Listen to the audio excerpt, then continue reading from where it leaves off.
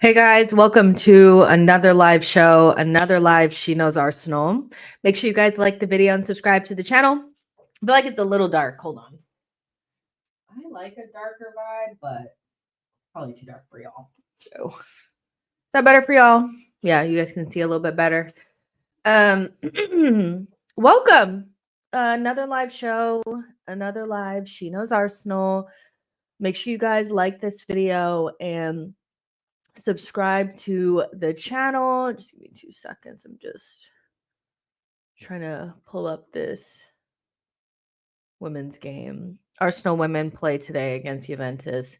If you guys don't know, and that game comes on in just about an hour. So yeah, on today's show, we're going to be talking about the response to the news that Trossard is going to be getting a new contract at Arsenal. This is not the first time that we've heard about it. It was mentioned months ago, and now it seems like it's coming to fruition. And it's coming in a time where Trossard is not in good form. So the response has been very big. And so we're going to talk about that. I see both sides. And then I'll give you guys my opinion on whether or not Trossard should get a new deal. And then I also want to touch on Saka, Calafiori, and Timber's race against time to be fit against Forest. It is so important for at least 2 of those players to be fit, Saka and one of Calafiori or Timber at the very, very least. So, yeah. Also, Tierney is back in training, which is crazy to see. He might actually make the fucking bench against Forest, which would be crazy. There's been, like every time somebody comes back from like long-term injury or we fully written them off or whatever, do you think there's a way back for him? I don't know. If Arteta is struggling to figure out how to get the best out of players that he bought,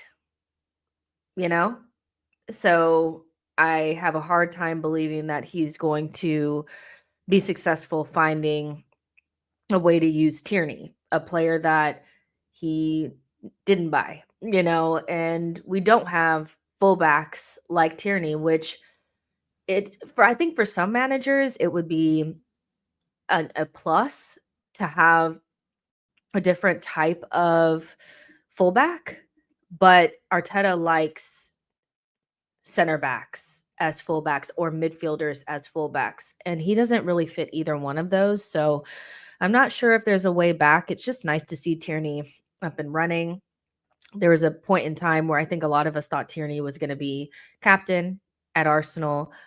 And so, yeah, I think it's just nice to see him up and running. I do expect him to leave in January, if not the summer.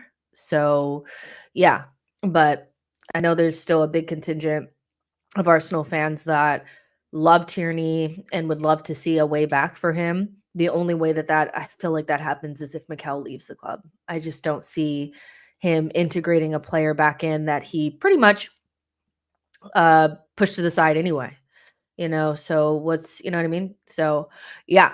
But yeah, we're going to talk about Trossard and some of the players that have not trained and why it's so important for them to be fit for this game. And I want to remind you guys that I am doing a watch along for the Forest game on Big Up, which is where I do all of my watch alongs. You guys should definitely come over to that side. We have a good time, smaller community, so that if you guys like to get your comments in there and you want them to be seen and want me to actually respond to them, because sometimes I can't get everybody's on here. You guys can do that on there because it's a smaller community. And yeah, it's just a lot of fun over there. And you guys help me get through the trauma, which is an Arsenal match day. So yeah, the link is pinned in the comment section or in the chat, and you guys can set your reminders for it if you would like. The Arsenal Perspective says, good afternoon, morning, evening, Gooners. The title got me intrigued. I cannot lie.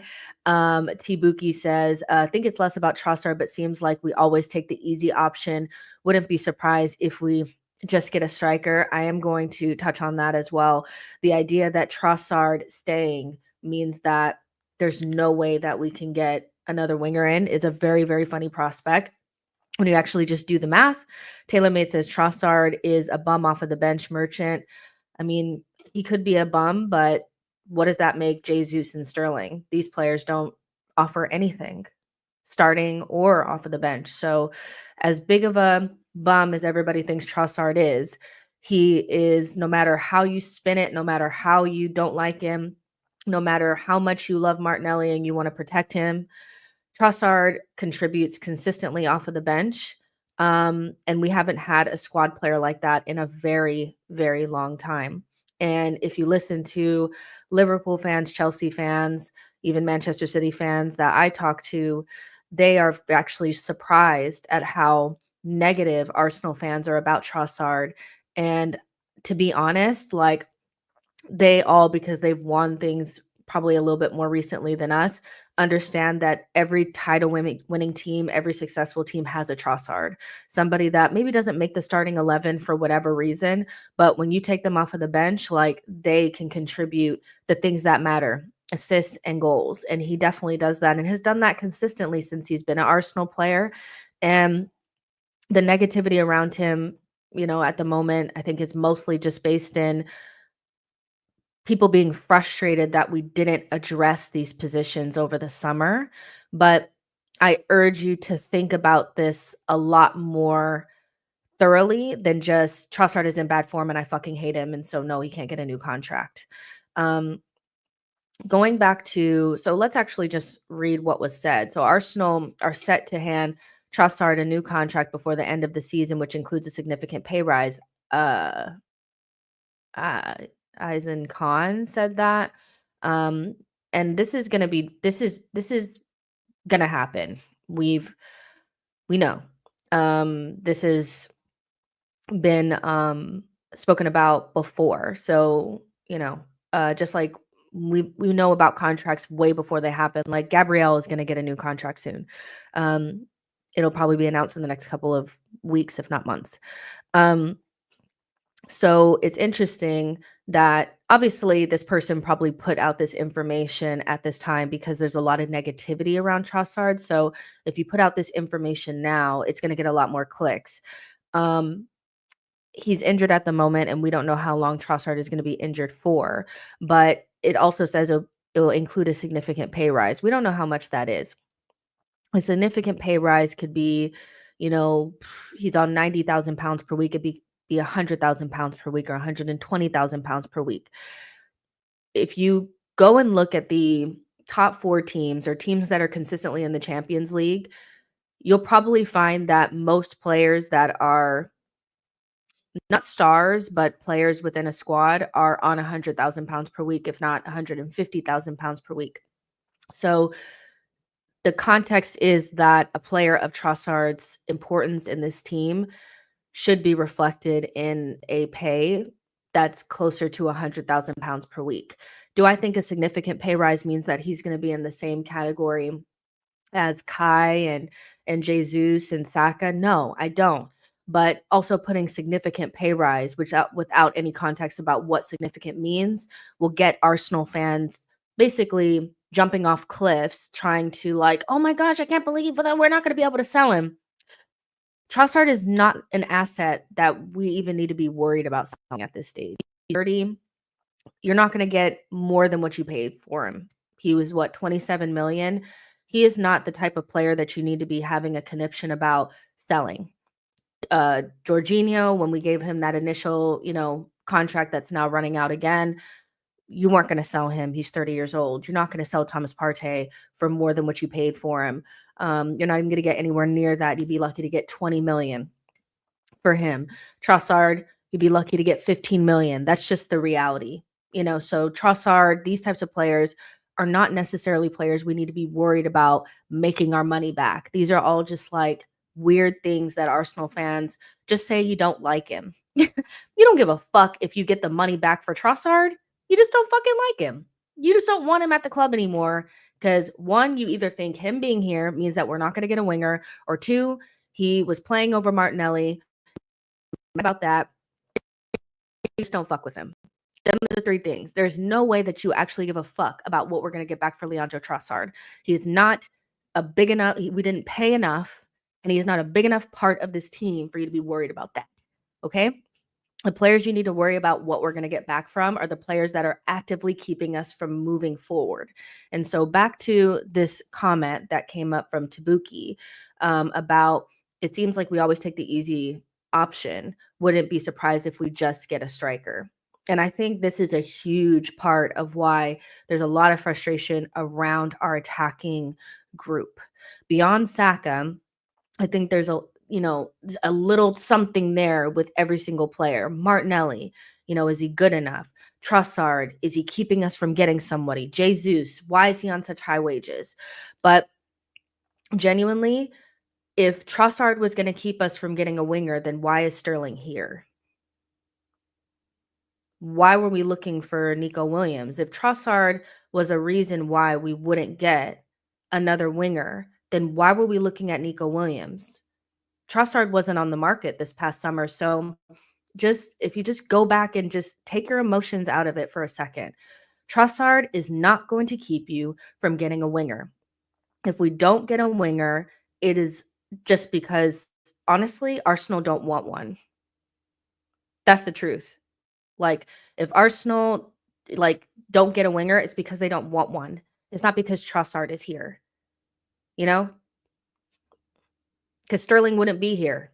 We wouldn't have been looking at Nico Williams. So if Arsenal want a winger, they can go get one.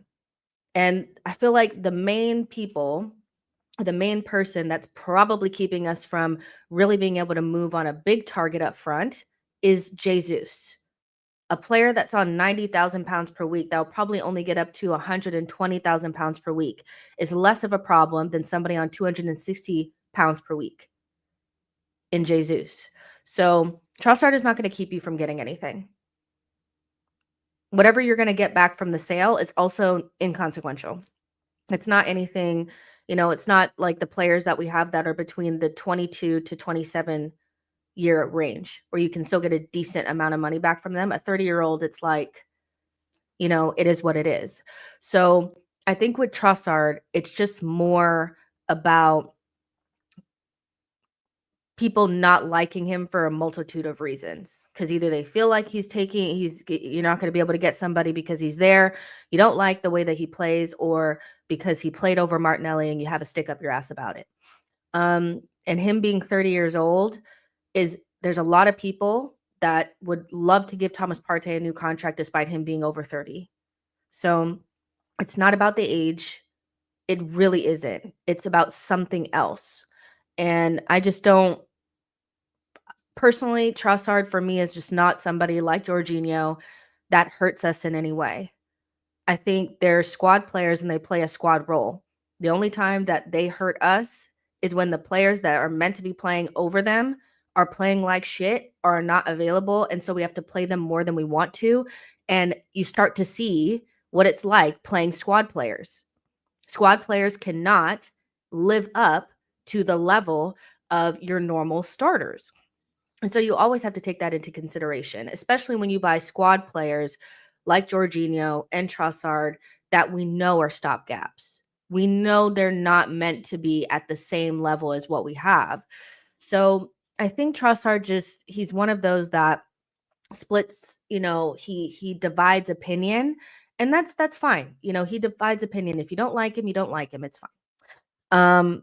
But like at the very least, just say you don't like Trossard. You don't rate him. It's not because he's 30, because you'd give another 30-year-old a contract if you could. It's not because you think we're not going to get somebody else, because if we couldn't get somebody else, Sterling would not be here. You know what I mean?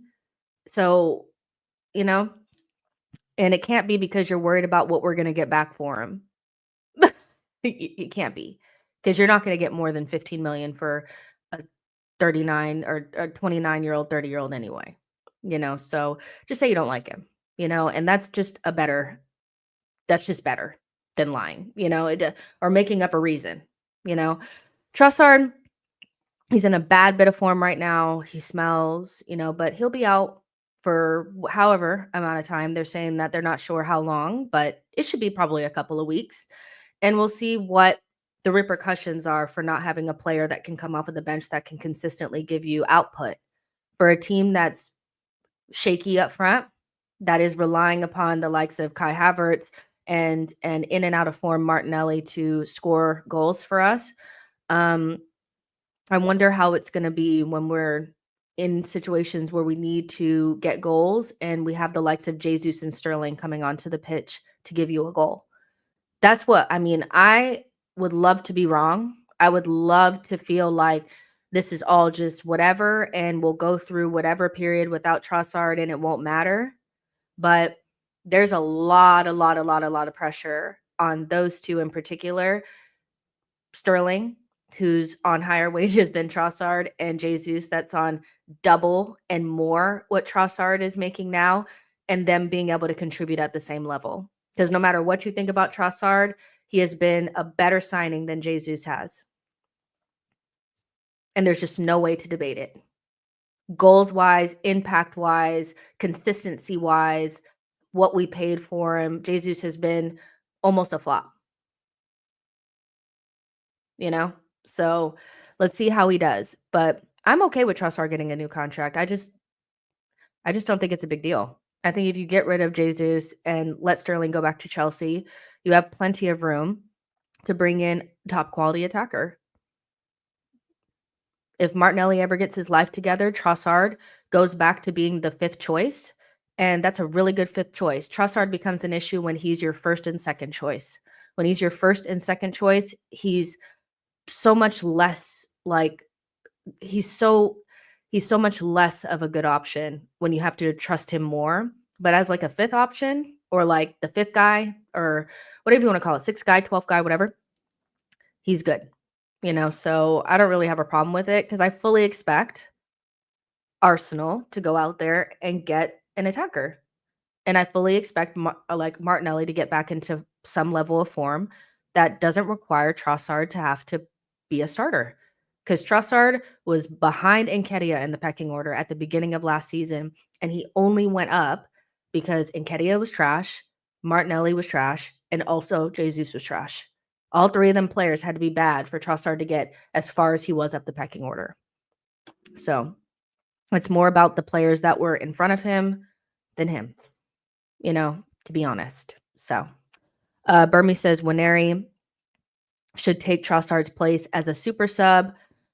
I mean, in the position that Trossard was playing, yeah, absolutely. You know, as a left winger, probably not. Waneri shouldn't be ahead of Trossard as a left wing or number 9, you know, when Trossard plays central. But, you know, as the number 10 or the Odegaard replacement, absolutely he should. We all know that that wasn't a good fit. You know, it really, really wasn't. So, yeah, I definitely agree with that. Yo-Yo says, if we had a director, then Leo's renewal should suggest Gabriel Jesus is leaving sooner rather than later, but I don't trust the manager. And that's the only thing is you can't have Trossard and Jesus and Raheem Sterling. Having just Trossard and sending those two on your merry way is so much better because you clear out space to actually have the players that you guys want in front of Trossard. Trossard is not a problem, just like Jorginho is not a problem. The players that are making you have to see those players play a lot more minutes are actually the problem. The ones that aren't earning their wages. Like, I think Trossard is very low-hanging fruit. He's a very, like, obvious thing to, like, tap onto because he's not playing well. He's not as liked as other players, so we can all just kind of, like, gang up on him and make him the reason why we're not playing well this season. Whatever. You know? I don't know what to tell you. The Arsenal perspective says, that is the future. Jesus and Sterling must go. Let's get ruthless again. Let's see. Taylor Made says Jokeris will probably go Barca or Madrid. Odinakachi. Sorry if I got that wrong. Odinakachi says value for money, Trossard over Jesus. And that's not saying that Trossard is perfect. Like, I'm not saying Trossard is perfect, has been the perfect signing or anything like that. We know that he was a backup signing that, you know, we got because we couldn't get Mudryk. But the idea that he hasn't been a better signing than Jesus, he's been clear of Jesus. Like, and if there's anybody that should survive as our 30-year-old or more experienced attacker off of the bench, out of Sterling, Jesus, and Trossard. Trossard is the one that should survive. And we should have a player like that on our bench. We should. Every like elite team, every team that, you know, wins things has a player like a Trossard, but they don't have a Jesus on 260,000 pounds per week. They don't have a Sterling on loan. They don't. They have a Trossard. And I think he's just in bad form and playing in a position that doesn't suit him. But my goodness, the reaction to this has been like, I'm not surprised because I know how Arsenal fans like react to things. There's a lot of Arsenal fans that speak about Trossard a lot and still think that Jesus can get back into form. So I know how this fan base is. They're very like nostalgic. They're obsessed with 2022, 2023. And Jesus's three months is better than anything that Trossard has done, who also came in that same season and contributed more than Jesus did. So I know how they are, but I think if you actually like lock it down, if your fear is that we cannot sell Trossard, I mean, what are you going to get for a 30-year-old anyway? Like, what do you guys think you're going to get? What is 15 million? You know, it's not that deep. If you think he's going to keep you from getting a winger, the only thing that can keep Arsenal from getting a winger is if they don't want one. And he didn't stop Sterling from coming in, and he wouldn't have stopped Nico Williams from coming in. So that's not really a thing. You know, and if you're worried about having to see him start, ask Martinelli to play better.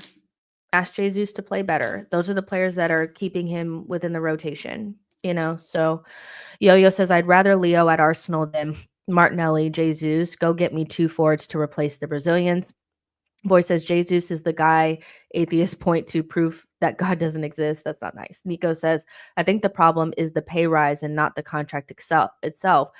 But what, like, I mean, first of all, we don't know how much the pay rise is because I already went over this part.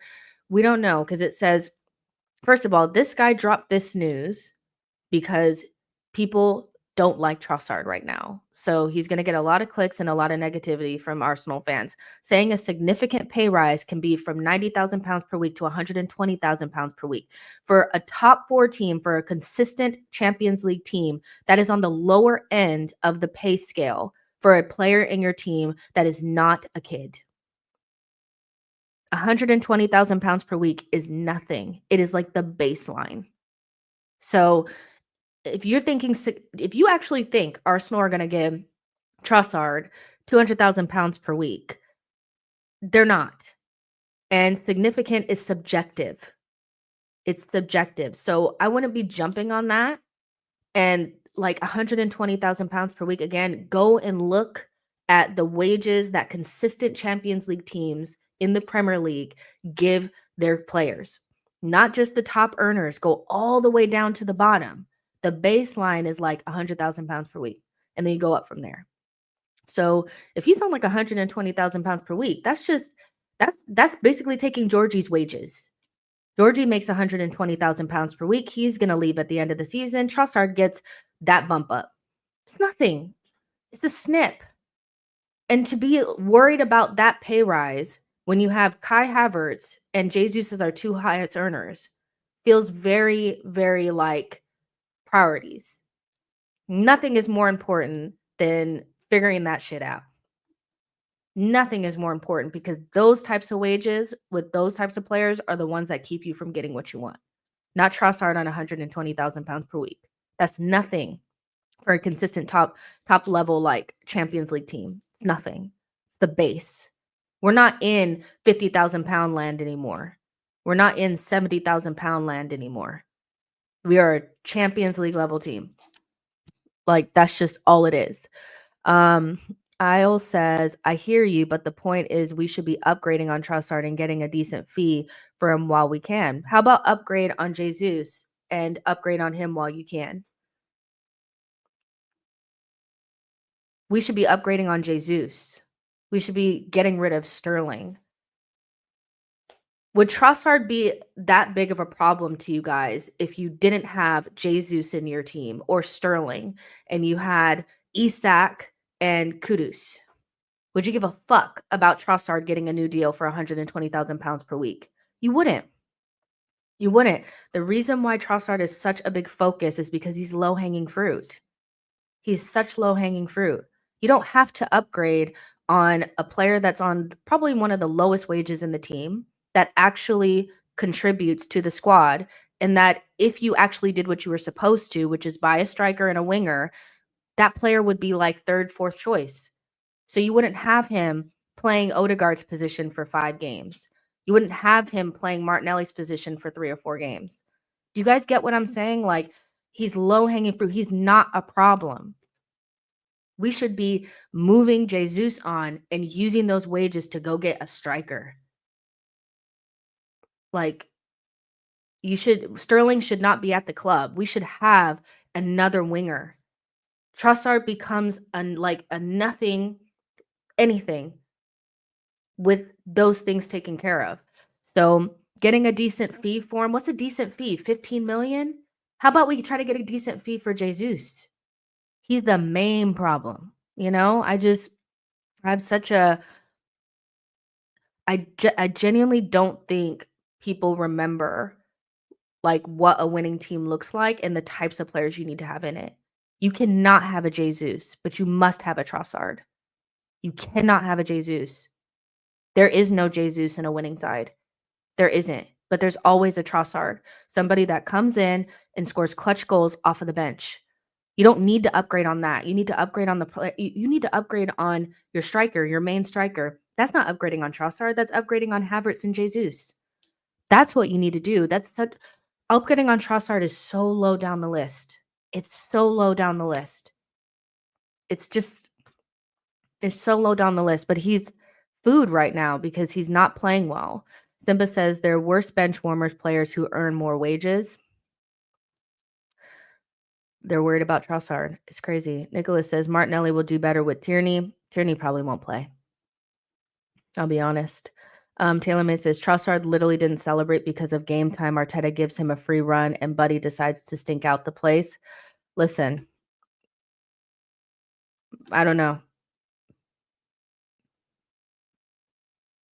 At least he scored a goal this season. He provided an assist against PSG. Scored goals in the Champions League last season. I mean, first of all, he should have never been playing in that 10 position. Ever. Waneri should have been playing there. And to me, that's more of a Mikel problem than a Trossard problem. Metex says, Trossard is our Mahrez. We need to keep him and add a top winger and a striker. Pains me to say we need to upgrade on our number 9 and someone else instead of Sterling. I feel like it's just so obvious. Like, it's just so obvious. Like, it's not that deep. But, I don't know. Maybe people feel like, it looks better to have Jesus instead of Trossard or something. I don't know, but it's just not. Boy says Trossard is at best a scuffed Jota. I mean, to me, he's actually pretty much our Jota. It's just Jota never has to consistently play out of position or, play instead of Mane or Salah. Not consistently. Because, of course, once you start seeing Jota more, you start to see why he's not a starter. But when he's coming in and he's banging goals on the top of our head, they don't give a fuck. So I actually think it's a really good comparison, Trossard and Jota. And every good team has one, but we don't want one. We want to keep Jesus for aesthetics and focus on a player that actually contributes and get rid of him because he's low-hanging fruit and he's annoying us right now. And he's annoying me too. He's annoying me too. Trust.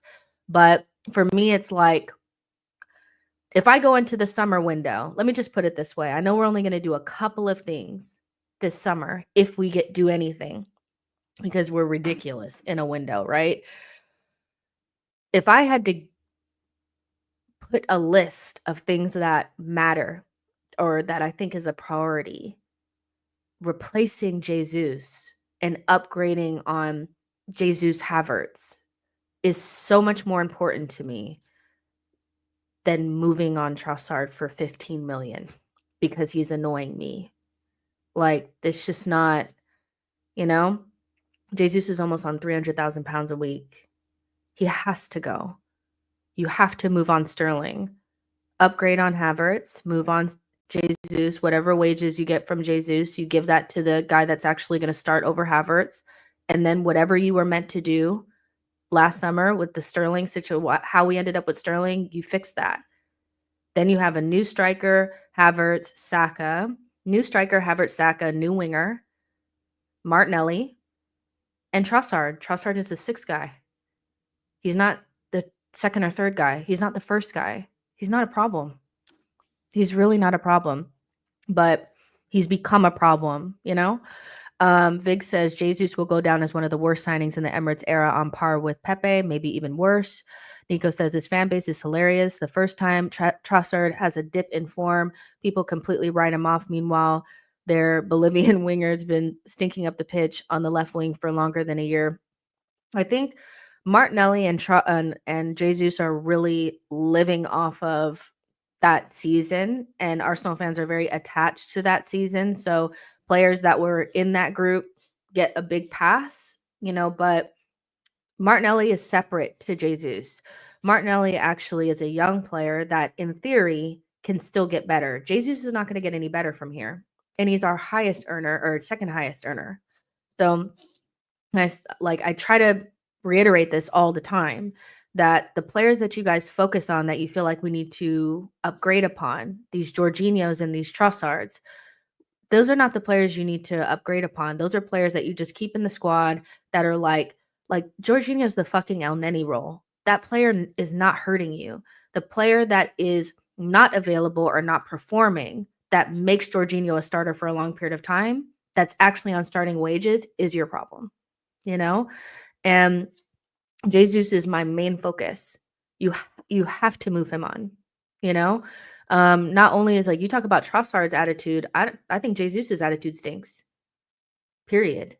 You know, he's the one that's running around with the captain's armband looking like a lost puppy, you know? So we talk about attitudes, talk about Jesus's attitude. Not only that, but he's injury prone. So yeah, he's got to go. Martinelli, he doesn't have to go. I don't think we have to sell Martinelli. I think Martinelli can stay for another season after we upgrade on him, you know, and then eventually he'll go, you know. But Trossard, being that sixth guy, he's really not gonna end your life. He's really not. And yeah, I'm fine with it, because I fully expect Jesus to be moved on. You know? TaylorMade says Havertz can bag 20 to 25 goals if we were creating crazy chances. Watch his game for Germany. He should have scored like 5. Here, you know what? I want to say, like, I've seen this comment 100 times about Havertz playing in the 10 for Germany. Marino also played in the 10 for Spain, not this window, or not this international window, but the one before that. That doesn't apply to us. You know, the way you play with your international team with all that space in Nations League games, I don't think we can apply that to us. You know, not really. You know, so Havertz playing well in the 10 with Germany for me is not a reason to play him in the 10 for us. You know, because Marino also played the 10 for Spain and looked good. And of course you did. You had world-class players around you, left, right, and center. You know, it's low stakes. You're banging up the team that you're playing up against, Bolivia, or not Bolivia, Bosnia, you know. So to me, that's a little bit less, like, I don't really put a lot on that, because I've seen Havertz play in midfield for us, and yeah, we've seen it. So, but Havertz is a player that hopefully, I mean, it's so hard, but because of the wages that he's on, but at best, I think if we do what we're supposed to do, ends up being a squad player for us, covering center forward and midfield in a pinch. I just don't see how he maintains a starting position if you buy a striker, you know?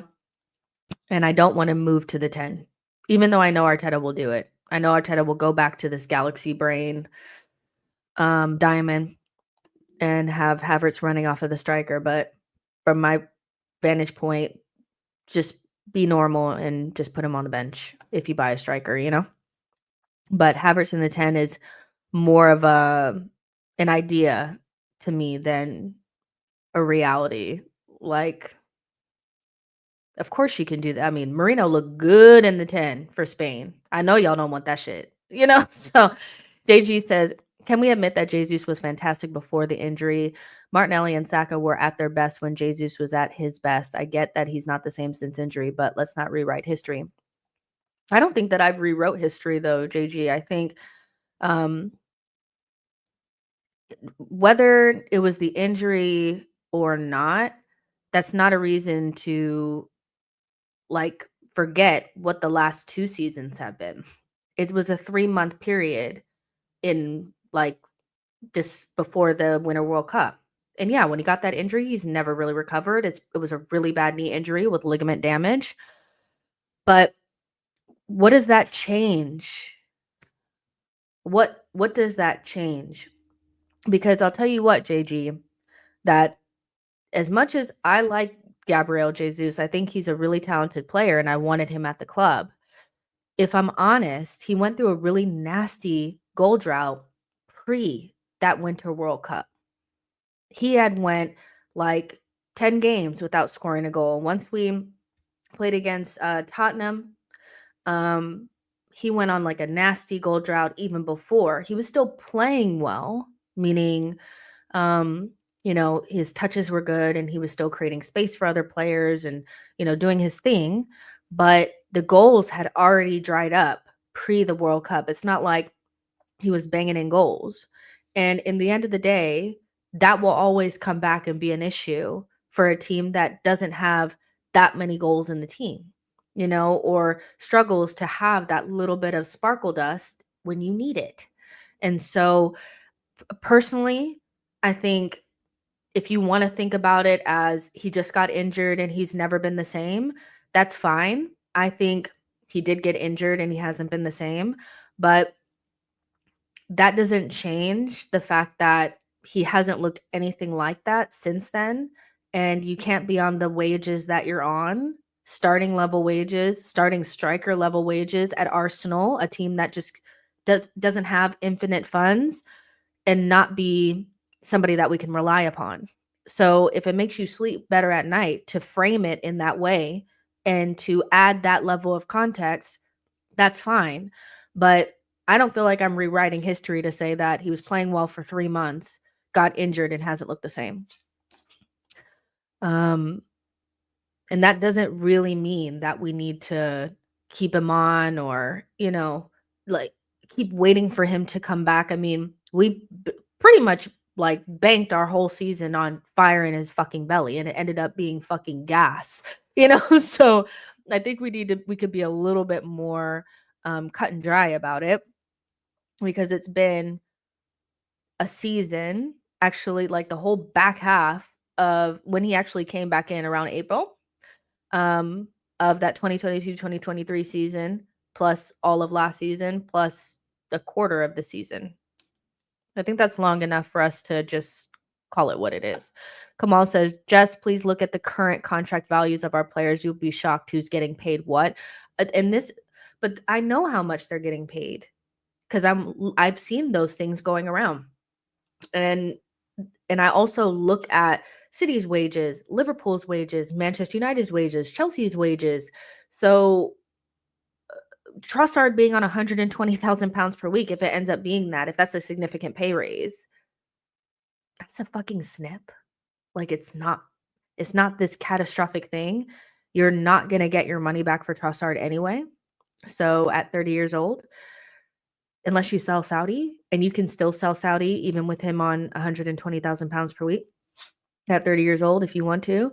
So yeah, I'm not really like, I'm not understanding the alarm. I think the alarm is more based around we didn't get what we needed in the summer. And I'm watching Trossard play number 10 and, you know, I'm watching him play, like, you know, and I'm frustrated because I don't like him.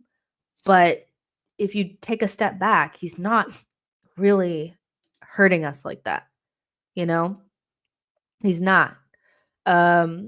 He's just he kind of needs to just dry out for a little bit. You know, the 10 position was too much for him. It was too far. You know, it wasn't something that he can handle. And we suffered off of the back of that. You know, but that again, to me, that's an Arteta problem. Why were you playing him there for multiple games while he was basically like imploding for 4 games? TaylorMade says Jesus only contributed vibes that season, let's be honest. Richo says, we'll be celebrating my 66th birthday tomorrow and my retirement, and hopefully Everton win at home to Brentford. I mean, well, happy birthday.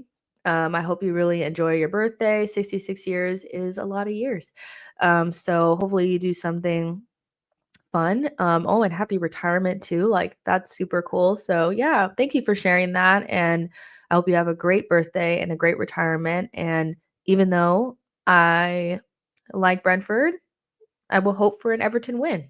So yeah, happy birthday.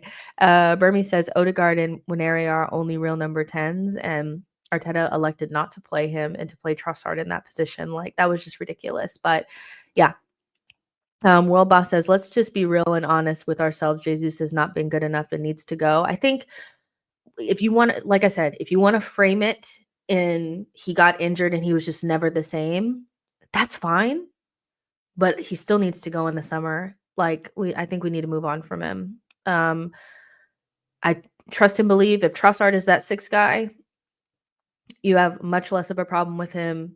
If you have a real striker and another winger comes in and Martinelli and Saka are there and Havertz is doing whatever, Trossard is so much less of a problem. You know, Yo-Yo says, back to Martinelli, look at our squad and recognize which players are valuable and are easily replaceable. He needs to be sold. Yo-Yo wants him sold. I don't know if I'm that, I don't know if I'm quite there with Martinelli. And that may come as a surprise because a lot of people think I like hate him down.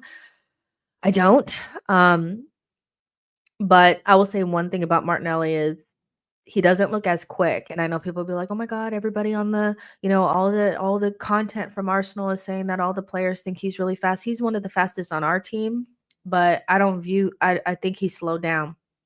If Martinelli loses any more pace, you have to get rid, because there's not enough in his game to keep him around if he loses that pace. So I don't know if it's the injuries that he's had that slowed him down, but I mean, he just doesn't look anywhere near as rapid, you know, but maybe that's because we're not providing the right type of service to him. I don't know, but I would still probably upgrade upon him and keep him for another year. But maybe that's just me being naive.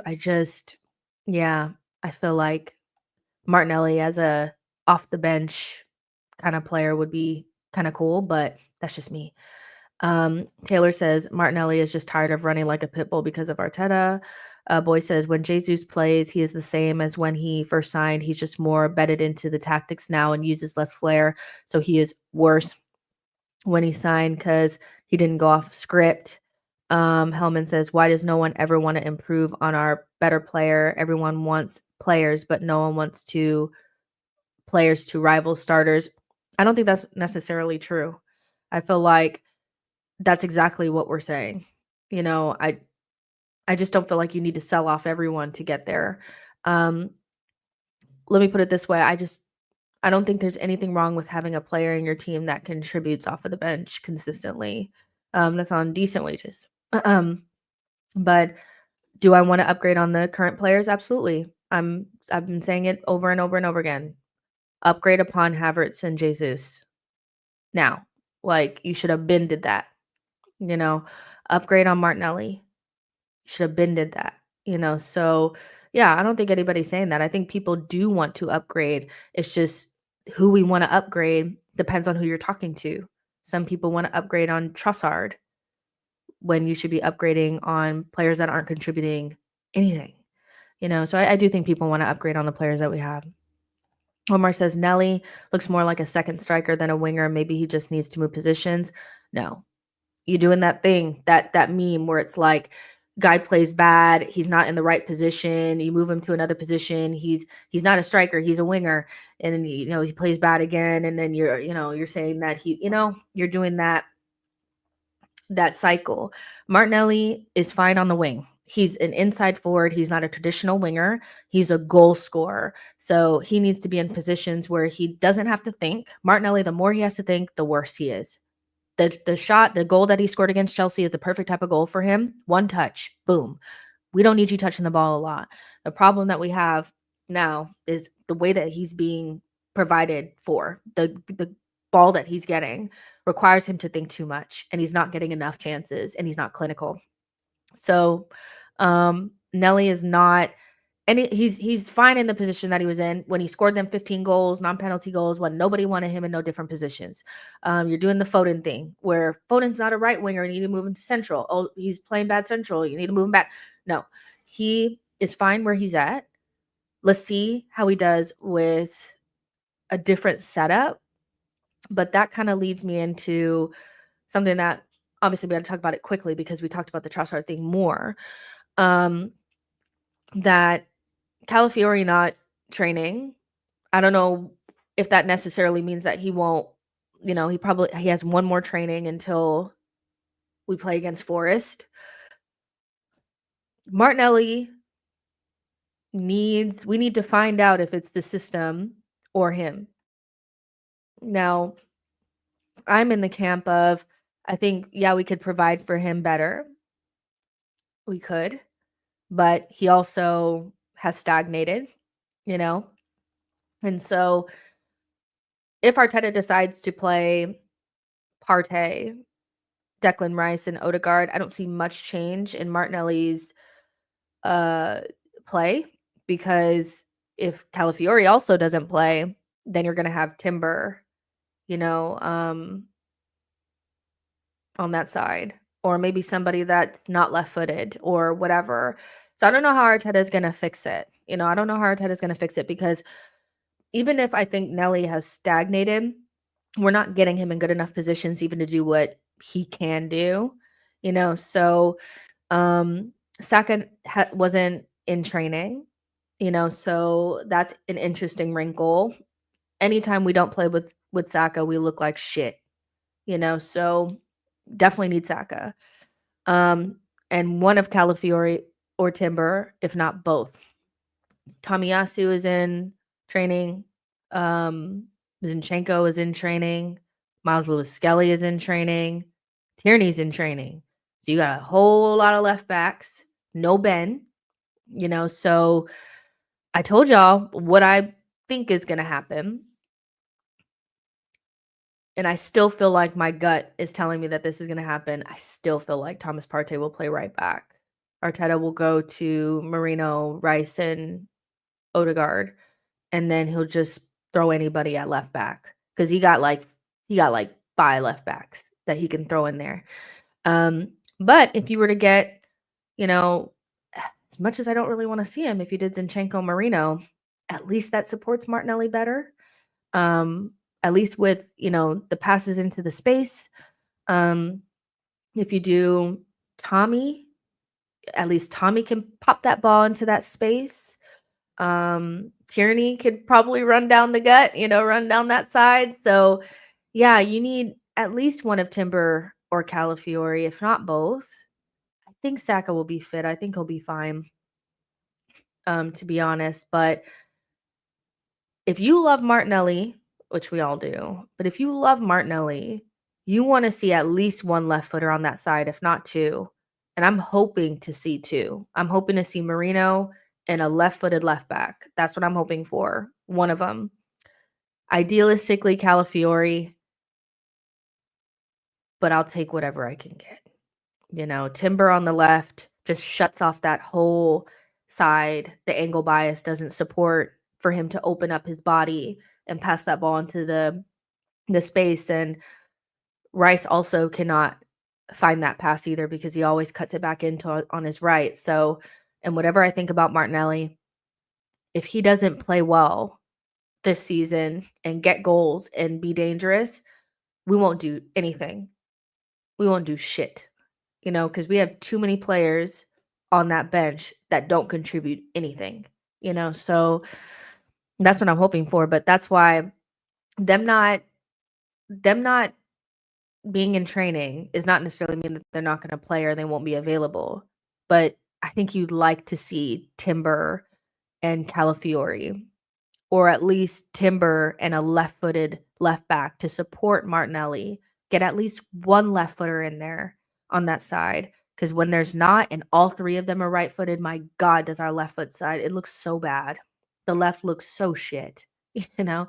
So, like Burmy says, Saka must play. You know, and also Kala injects creativity on the left. And obviously he still needs to like work on defensive awareness and all that kind of stuff. But at the very least, you know, he has a little bit about him. You know, but hopefully those players will be fit enough to play. But we have Odegaard, we know that. You know, we'll have probably all four of our midfielders, the main midfielders available to us. And we'll see what the tea is, you know. Guys, if you guys want to continue the conversation or chit chat more or watch more content that I'm on, I'm actually going on Mo's channel, Judge Mo's channel, like now. So if you guys want to go there, you guys can. I don't know if you guys like watching me on other stuff, but I'm actually excited about this because I'm trying to be more social.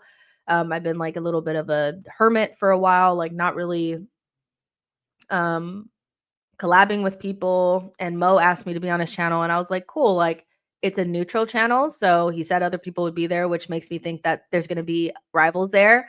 So if you guys want to go over there, you guys can. Let me see if I can drop the link in here really quickly. But make sure that you guys also RSVP for the watch along. The link is pinned already. Let me give me 1 second, guys, because I want to get this to you guys if you guys want to join. Because I kind of want you guys to come over. I don't want to be alone. Let me get the link.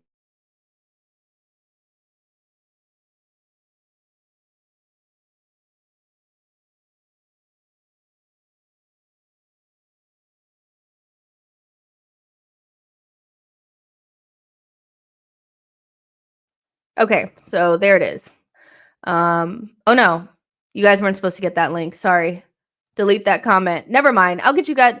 Just go to Judge Mo's channel. You guys will find it. I put the StreamYard link in there. That's how frazzled I am right now. But yeah, make sure you guys like this video and subscribe to the channel on your way out. And if you guys have a little bit more time to spare, join me on Judge Mo's channel in like 2 seconds. All right. I'll talk to you guys later. Bye, guys.